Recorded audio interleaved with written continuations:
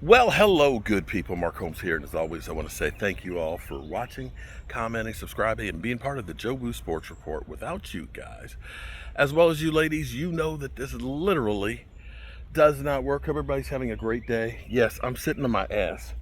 It's mid 80s out here today, and I've been working on cleaning off some brush and stuff over here. I'm actually over here also in the sun, getting new fascia boards and trim piece on there so I can put the black gutter up there to match the other black ones and stuff on the house. And trying to stay cool and hydrated and trying to lose some weight off of this fat ass. And I'm taking a break because my wife is like, you got to slow down. Everybody keeps telling me you got to slow down. And I'm like, I don't get shit done if I'm just slowed down, okay? Just let me be me. Let me do what I do. Let me do what I do, okay? We have, the great workouts right now. This is that time of year where workouts are the thing. And, we're seeing everybody busting ass and taking names. And we have, I know people will say, I can't believe Mark Holmes is going to say this. We have possibly lightning striking for the third time. You can say a lot of things about the Dallas Cowboys and things that they do or don't do, but there's some things that they do really well for the most part, okay? Now, I guess you could say last year would be in doubt, but typically when the Cowboys draft offensive linemen in the first round, they are straight butter. They are great when they do that. Some people will say, yeah, well, Tyler Guyton is not, but here's the thing. You traded back and you got Tyler Guyton, and he's looking better than he did last year. But you got Cooper Beebe, who might be your starting center for the next, 10 years. He's looking like a reincarnation of Travis Frederick, and loves the contact and loves playing football. So I can look and I can say, yeah, but we did really good with the guy we got. Be that as it may,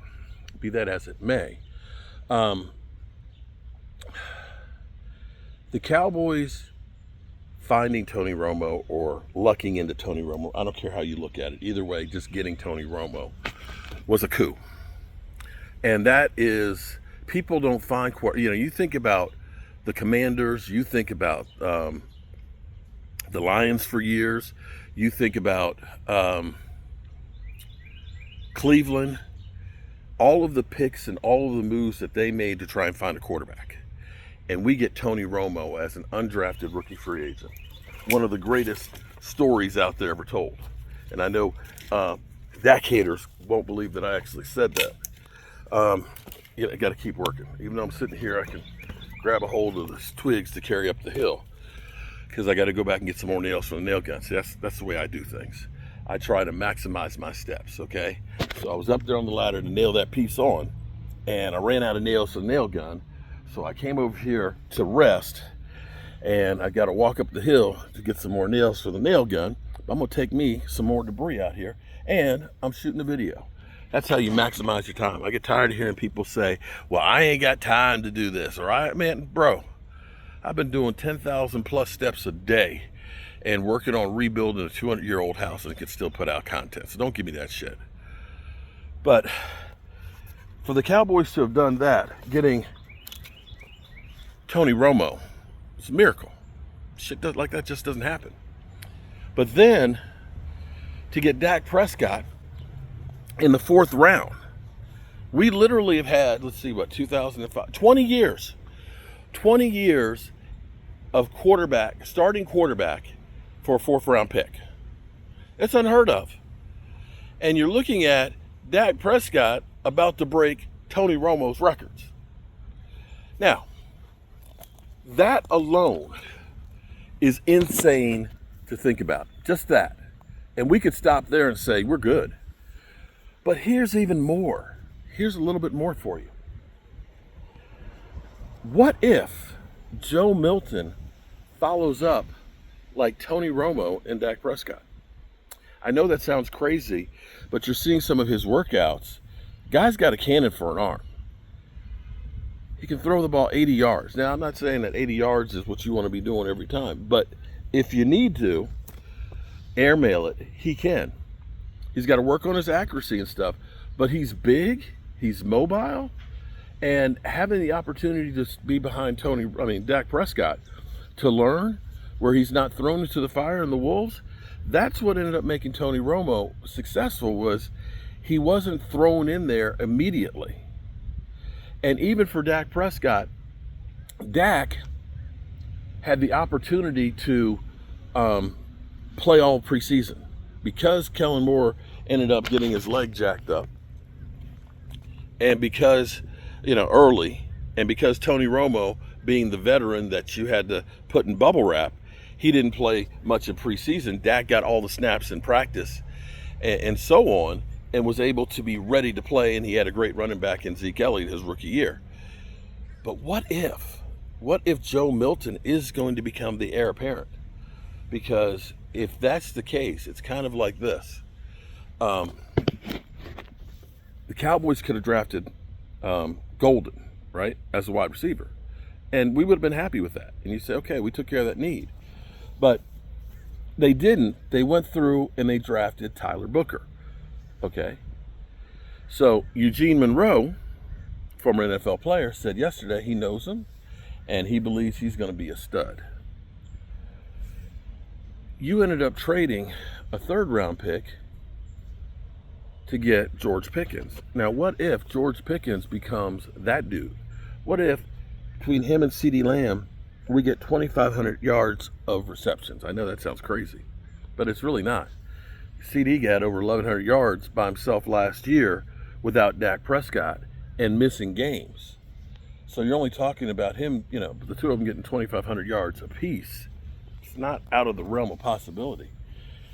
And the Cowboys, all they have to do is pay him. And they had that pick to get Booker. And if that's the case, that they don't have to spend more draft capital to find themselves a quarterback, that's the 1st round or multiple 1st round picks that you're doing elsewhere. And this is why I want to see Joe Milton succeed. I know the people out there that hate me and claim that you're just a Daka fan, that you're not a Cowboy fan, don't believe that I'd say something like that. But that's the best scenario that you could have. And in 2-3 years when Dak is gone, you got a guy that's ready to step in, who's had a chance to get seasoned behind a great veteran. Man, that's the perfect scenario. And I need to get up here and get that water and get some more nails so I can try and get this put up. I want to put this up, then I need to get on the front where I put the gutters up there, and I got to touch up the white paint on the fascia and let that dry, and then touch up the paint for the red on the brick. Trying to make this the place when you think of Waynesboro, you think of this house. And I have to say, I think it looks pretty good. I can't wait to my dream here, as I clean this stuff off, is right here where it's relatively flat.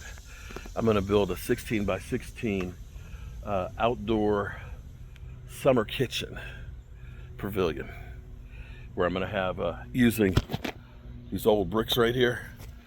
I'm going to build a brick smoker in there, and I'll have my grill and my griddle and a deep fryer, and then I can go ahead and actually host Red Brick Day or Game Day here at the Red Brick House. The bottom line in life, people, is you have to have dreams. That's the first thing. Second thing is you have to believe that you can make those dreams happen. And then the third thing, you've got to have the will to bust your ass to make them happen. That's how I live my life every day. Peace.